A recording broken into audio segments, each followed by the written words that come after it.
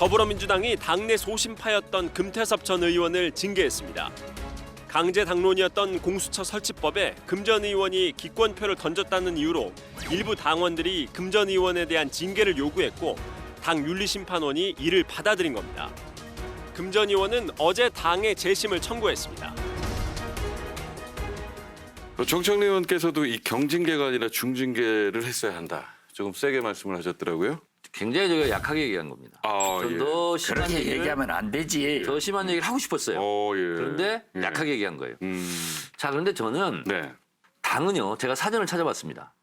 같은 생각, 같은 노선, 같은 정체성을 가진 사람들이 조직한 결사체예요. 다시 말해서 뜻이 맞는 사람끼리 모인 거예요.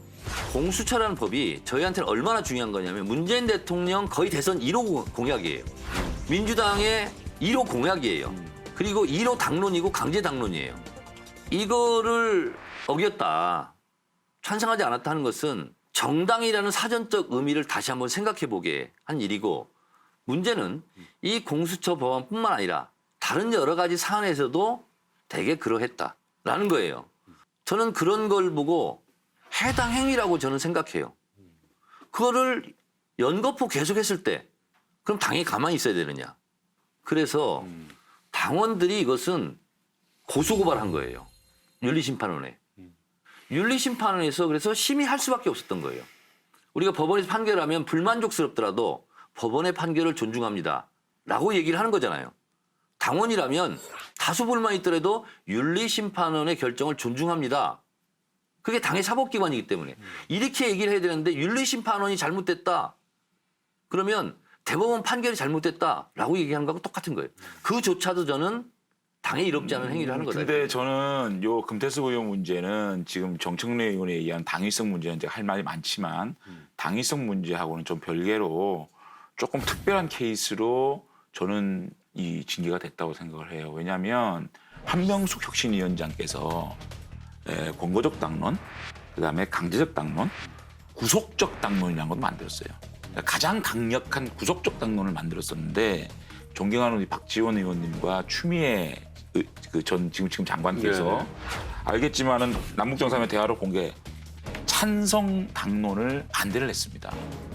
그런데 징계받지 않으셨잖아요.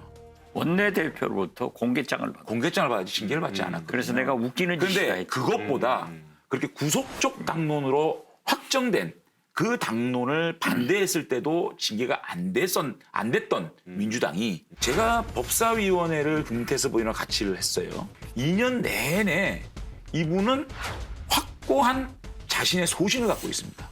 공수처 문제에 대해서만큼은.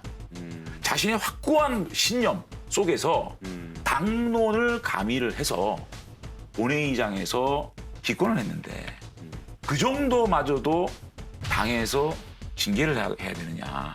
그 문제는 저는 거대 여당이 지금의 조선 의원들이라든지 새로 들어온 그 의원들, 저는 거대 여당 군비 잡지의 일환이라고밖에 해석이 안 되는 겁니다. 지금 민주당의 그 징계에 대한 역사, 그다음에 금태섭 의원의 행동, 이걸 놓고 봤을 때 과연 이 문제를 징계를 해야 되는 문제라고 봤을 때는 이건 어떻게 해서도 해석이 안 되는 문제거든요.